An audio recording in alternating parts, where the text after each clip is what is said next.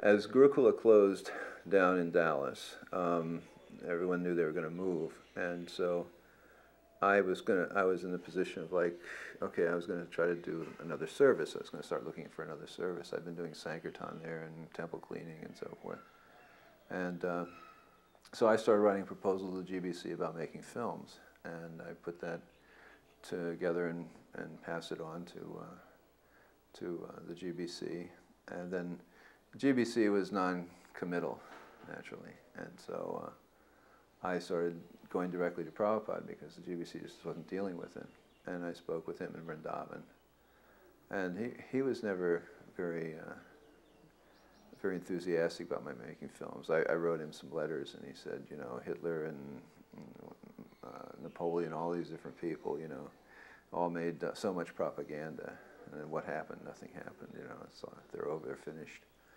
So he was just, he was emphasizing book distribution. And I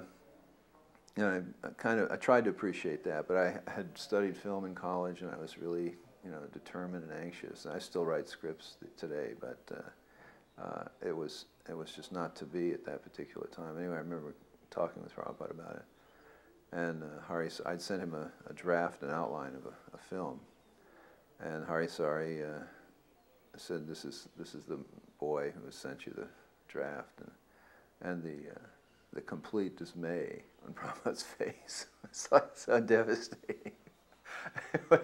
It was so incredibly devastating, and I just I thought, oh my gosh, what am I doing? You know. At any rate, I continued to play with. One time, Prabhupada, actually in talking with Prabhupada, well, that was in Vrindavan. So I went on. Treya Rishi was the only person in the GBC who had encouraged me with the film making idea. He said, "Why don't you come to Iran and we'll, you know, get you a job there, and you can develop some skills and so forth." So I said, okay. He had, at that time, Navayovana was working with him, and Navayovana was into multimedia slideshows. So he thought, you know, then you could maybe partner up with him or something. So anyway, we went there, and Nav and I became friends. And then Prabhupada came to Iran. It was one of his last stops on his last tour of the world. He came to Iran, and he was there. And we were, you know, again, I presented the idea of the film and talked. I think that's where Prabhupada actually showed so much dismay. Anyway, and in Vrindavan, actually, he said, "Who is stopping you? Who is stopping you from doing this?" You know, and I could understand. He understood me very, very well. That I had my own limits, my own stops that were holding me back from doing what I supposedly said I wanted to do. So it was a very amazing experience. I had another experience in India. First time I came to India in '76 at the Delhi Pandal, and this is a very kind of comic experience with Prabhupada. I was always getting chastised by Prabhupada. It seemed like, you know, one time I went to sit down in Vrindavan, and Prabhupada gestured, you know, cover your feet, you know. So I covered my feet. And then another time I went to sit down, and before I even got down, he's, you know, gesturing again, cover your feet. You know, he remembered my faux pas. At any rate, in Delhi, a very strange thing happened. It was a big pandal, and Prabhupada went backstage at the end of the pandal. And I had been assigned to kind of, you know, one of the bodyguards, there are many of them, just to kind of keep the crowds back from. So as I was standing about here, these two girls from the side, you know, on my left, just kind of dove at Prabhupada's feet when he got to be about as far away as you are, you know, about, seemed like 6, 8 feet or so. They just dove like dive bombers or something, you know, for Prabhupada's feet, which, you know, is the Indian thing. So Prabhupada was coming with quite an entourage behind him, and I thought, oh my gosh, these people are going to trip Prabhupada, and all these people are going to fall over Prabhupada. You know, it was like the weirdest story. And so I went down like this when these girls were diving, you know, like, you know, just hoping to kind of grab them in midair. I never even touched them. I never got, you know, close to them. But Prabhupada said, "Why are you pushing? Why are you pushing?" And I thought, God, you know, and everybody stopped. Everything stopped, you know. We're talking about like 100 people back there, you know. And Prabhupada's looking at me, you know, just totally angry, totally upset. Why are you pushing? So every time I ever pushed anybody after that, I remembered that situation. And, oh my gosh, he was just giving me a warning or something. But I actually, there was no intention to push. I didn't push the girls. They just dove. And I was just trying to restrain, but it was useless. So anyway, I went to kind of a semi-conscious state, wandering around. And then Dayananda, I think it was Dayananda, came up to me and said, well, you really got the mercy. Wow, you really got the... I thought, oh, is that what it was? I was like relieved.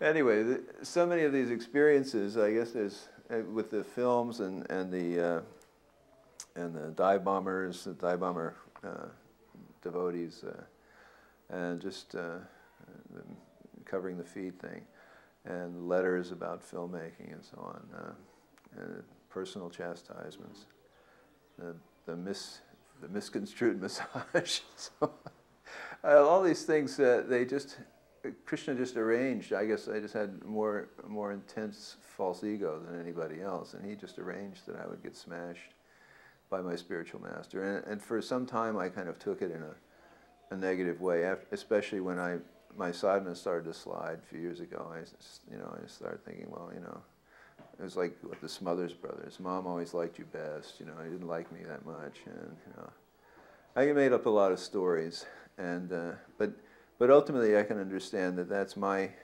story, and that Prabhupada, the conclusion I came to after some soul searching, that Prabhupada really loved every one of his disciples, no matter what their faults were, their problems were, and that he wanted them to go back to Godhead. Otherwise, he wouldn't have bothered to come in the first place.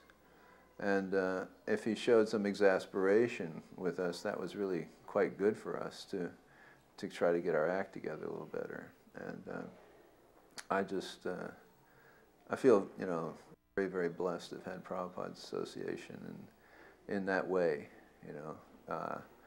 If he had just encouraged me or flattered me or something like that, I would have probably doubted his perceptions even more. You know how self-doubt works. Anyway, so he gave me such an incredible, life, all the things that I've been able to do in ISKCON, places I've been able to go, and just the basic service, the sadhana, the programs, the chanting, you know, everything, the association of devotees.